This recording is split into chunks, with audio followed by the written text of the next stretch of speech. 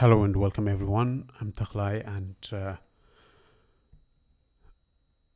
today I thought I would say a couple of things about the European Union and specifically about the European Union's ambassador to Ethiopia, Roland Kobia. I think he would be a very familiar figure to most of you because he's been very engaged and involved on Ethiopian matters for the past couple of years in relation to the war on Tigray. He is a prolific tweeter, so you know him from that. But I was triggered by what he tweeted today about a supposed discussion that he had with Ethiopian regime officials about what they have been calling the transitional justice and accountability, the sham process that the Abiy regime has been desperately trying to sell to the international community to sort of prevent independent investigations from happening into the crimes that Eritrean and Ethiopian forces have committed in Tigray. And maybe let me start by reading the tweet, because some of you might not be watching this, instead listening to it. So the tweet says, discussion with the government of Ethiopia about transitional justice and accountability ahead of the Human Rights Council 54 in Geneva. The European Union and all its member states are united in their views. And one unique virtue of Ronald Kobia is very sort of what he tweets doesn't illuminate everything. It obfuscates, if anything. So, for instance, in this case, of course, yeah, all right, he had a discussion about transitional justice and accountability. And then he said that the European Union are united in their views. But what is their view? Is their view that the transitional justice and accountability is a legitimate process? Is their view that it's not a legitimate process and that they are pushing for the mandate of the UN investigative body to be extended? What exactly is the view around which the European Union member states are united? Kobia doesn't say anything about that, but he tells us that they are united in their view. Of course, they are united in their view. We know that. That's why they are the European Union. But what is the view? What is the view that they have taken with respect to Ethiopia? That would have been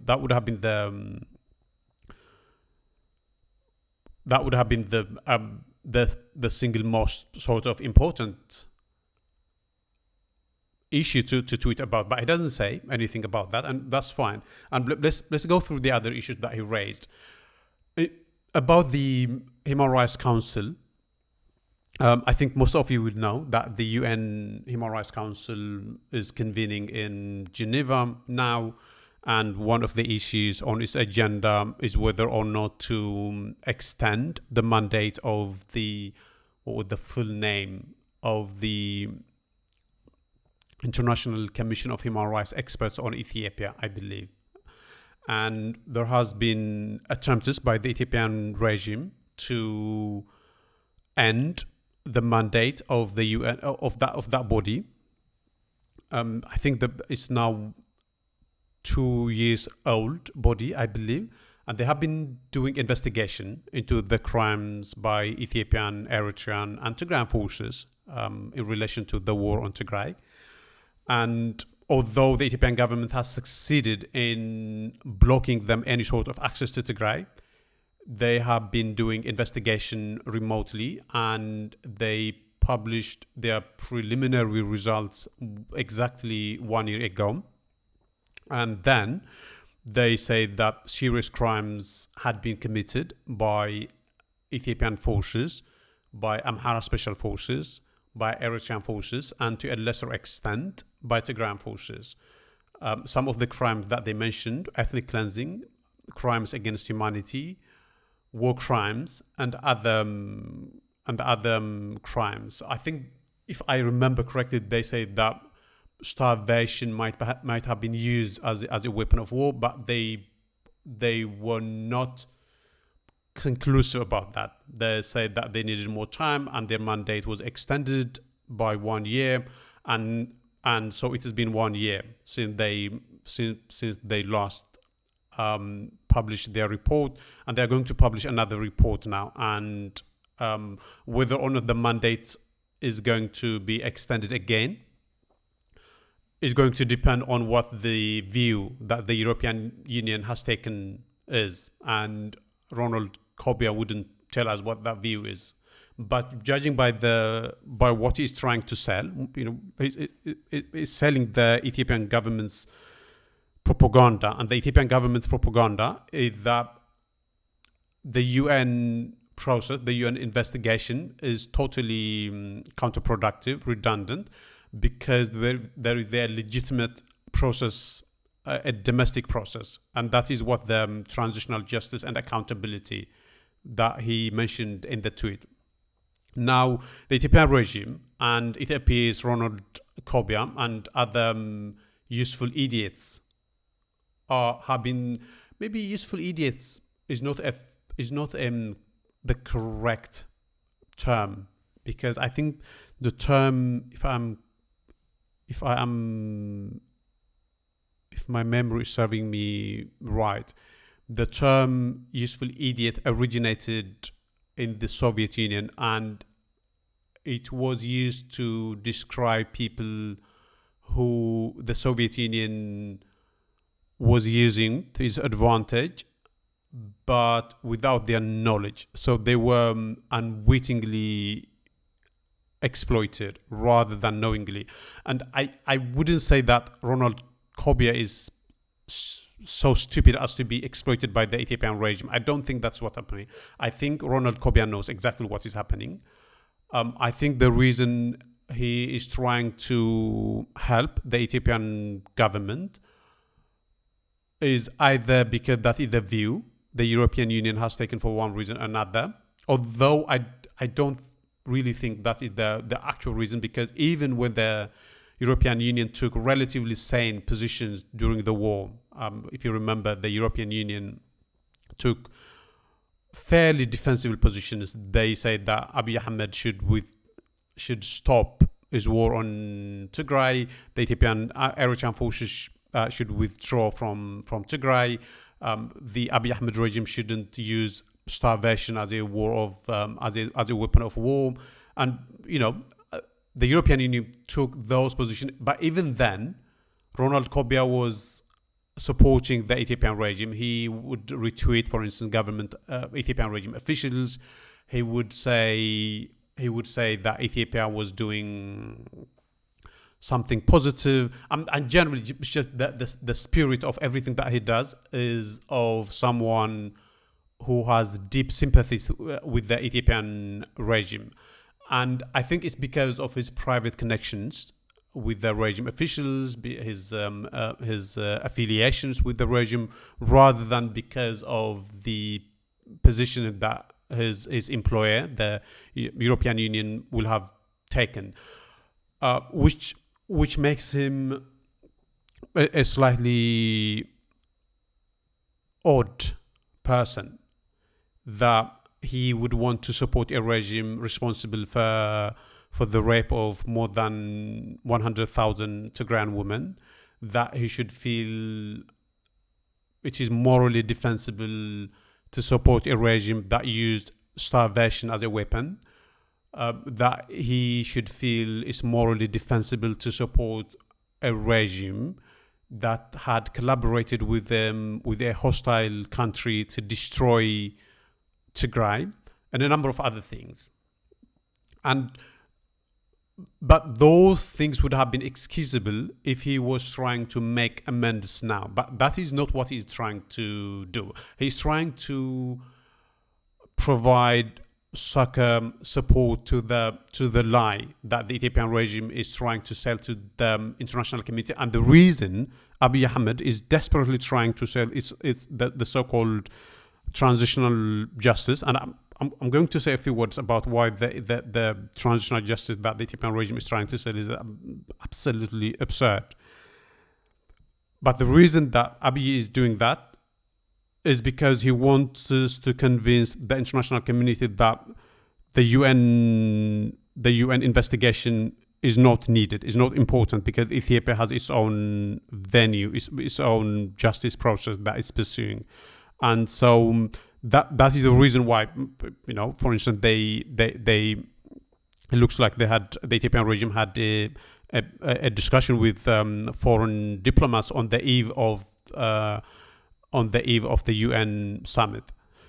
So Abiy is trying to exonerate himself. Abiy and the regime is not in the slightest interested in actual, genuine transitional justice in Ethiopia. And the reason is very simple. One, the Ethiopian regime itself is one of the main culprit, actually. So the idea, the suggestion that the Ethiopian regime would be interested in holding itself accountable for crimes that it itself had committed in Tigray is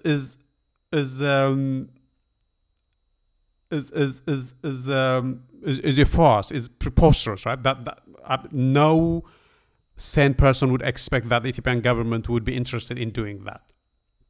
And in fact, despite a number of recommendations, including by the Ethiopian regime's own Human Rights Commission, that the Ethiopian regime should do, a number of things in relation to the war. So, for instance, bring some people to justice, provide some sort of redress to victims, and a number of other things. The Ethiopian regime hasn't attempted even to make a show, or to put a show of holding people to account. So there hasn't been any attempt at all, even for recommendations made by its own Human Rights Commission, and the Human Rights Commission headed by the sycophant Daniel Bekele.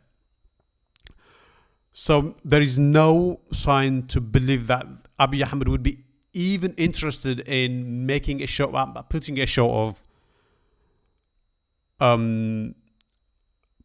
dispensing some sort of justice and bringing people to account. So you have that on the one hand, not on the one hand. You have that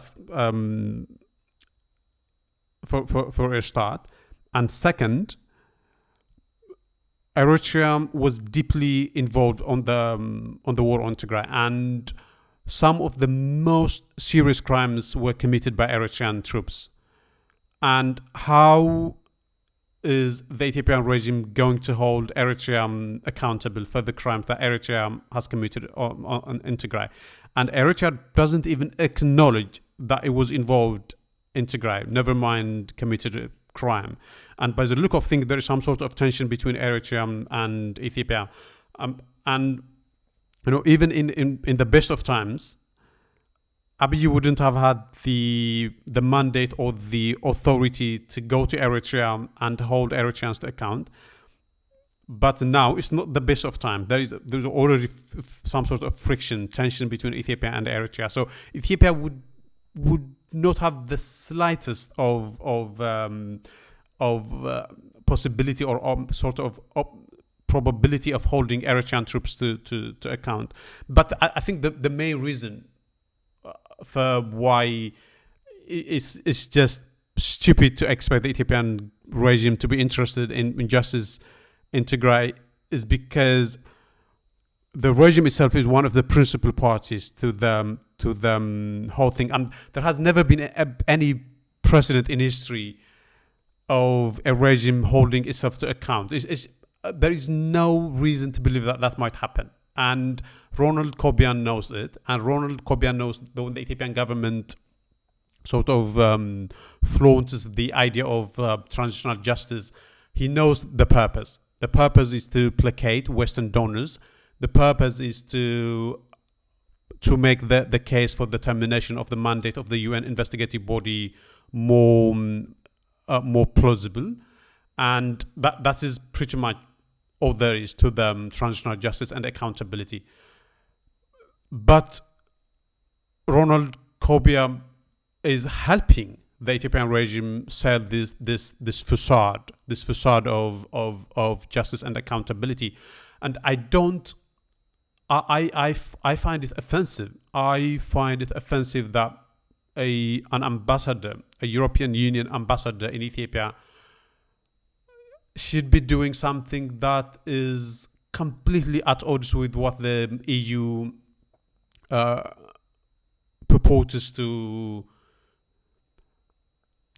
stand for. They say that they stand for justice and accountability and human rights and all those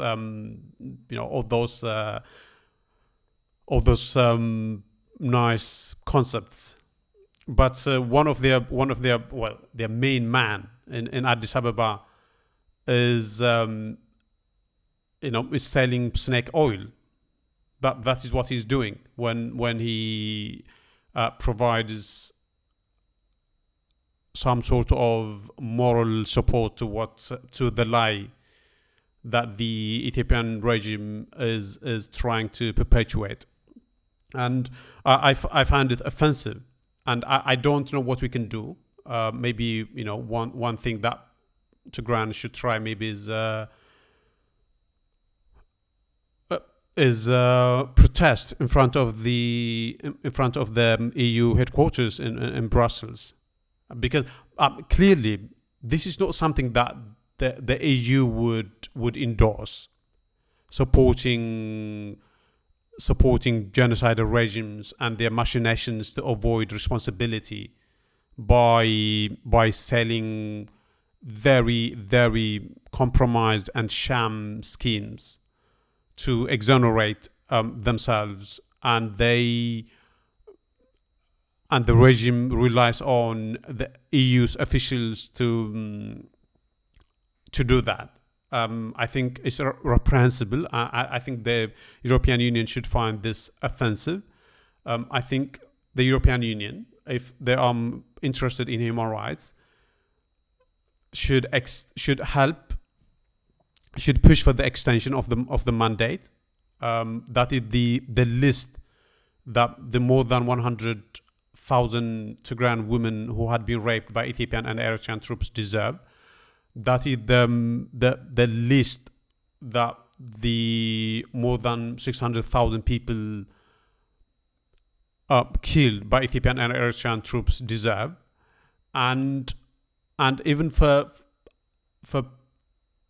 pragmatic reasons, the European Union's interest lies in the Ethiopian regime being held to account rather than getting away with murder. Because if the regime gets away with murder now, it's going to try to do in Amhara what it had done in Tigray, to act with impunity. And in fact, that is what is happening now. Ethiopian troops in Amhara are acting with absolute wanton abandon.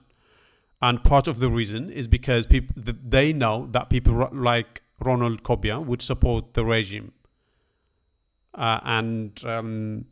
So in a way, I don't really have any other thing to say. I'm just expressing my frustration. Like I said, I find this very, very offensive, and at the very least, we should make Ronald Kobia know that we are offended by his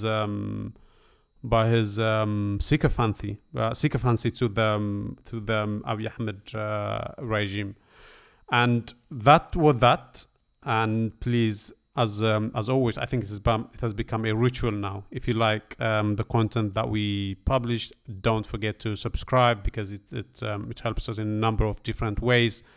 Whereas for you, it's a simple radical act of just just pressing that clicking or pressing. I'm getting my words mixed up today. That subscribe button, and until I see you next time. Bye bye.